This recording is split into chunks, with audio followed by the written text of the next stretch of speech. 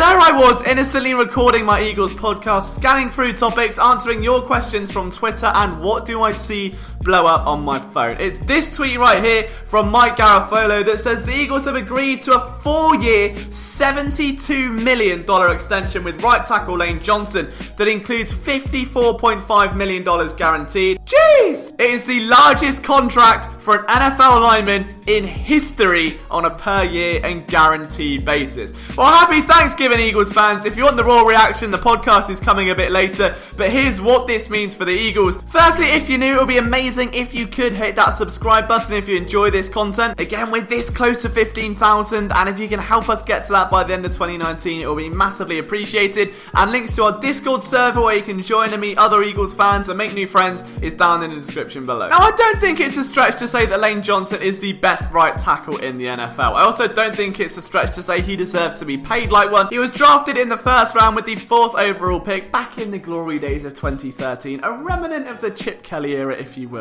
Has really grown into a lethal force. I mean, this year, according to Pro Football Focus, he's got an overall grade of 84.7, and in 662 snaps, he's allowed 1 sack. Now 29 years old, Johnson is a back-to-back Pro Bowler in the prime years of his career, and it's safe to say that there was probably going to be an increase in terms of contractual value. Now, he did have 2 more years left on his deal prior to this signing, but he was set to double in cap hit from this year to next year, as is Zach Ertz, and that's important. We'll get to that in just a little bit. But the Eagles are one of the only teams in the NFL right now making moves around this time of year. We've seen 4 players in the last couple of weeks sign. We've seen 2 special teamers in Rick Lovato and Jake Elliott, and now 2 linemen in Brooks and Johnson. Now, the whole right side of that offensive line is contracted through 2024, which is coincidentally the contract year where Carson Wentz is contracted through. On the left-hand side of things, you've got Andre Dillard, who's contracted through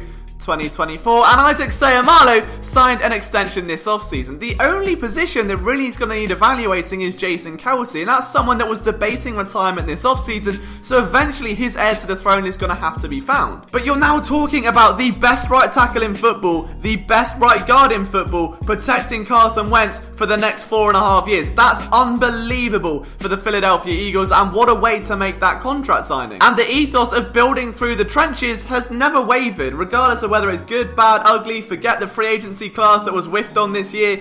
Building through the trenches and keeping Carson Wentz protected, helping establish the run, keeping continuity and rewarding good play has long been a thing. Now, I do think Zach Ertz is among the next players to get an extension purely because George Kittle next year enters his contract year. And if the Niners get to him before the Eagles get to Ertz, then Howie's going to have to cough up. And as we know, he's not the sort of guy to sit around and wait. He would rather set the market than let the market set what he has to pay. That's why we're seeing Brandon Brooks extended. It's why we're seeing these moves now. So overall, it's a really good move that benefits the offense. I mean, there's a very good chance that Lane Johnson plays his entire career in Philadelphia, and that would just be amazing. Like, that is one of the home run draft picks from the last 10 years in the realm of Philadelphia. You can't ask for much more than the best right tackle in football. It's as simple as that. The bond he's got with Brandon Brooks, as we all know, is incredibly strong. You've now got the both of them together for a significant amount of time. You don't even need to go into the analysis and the stats and what he's good and bad at. The guy's an absolute monster. No matter how many times we look at the tape, he's one of the consistent players on this team that you can always lean on to contain a man like Khalil Mack, to contain a man like JJ Watt, and the various other pass rushers that the Eagles have faced in his tenure. He's been unrelenting, and I think that securing him for the next 5 years was an absolute no-brainer. Does he deserve to be paid the highest salary an NFL tackle has ever been paid?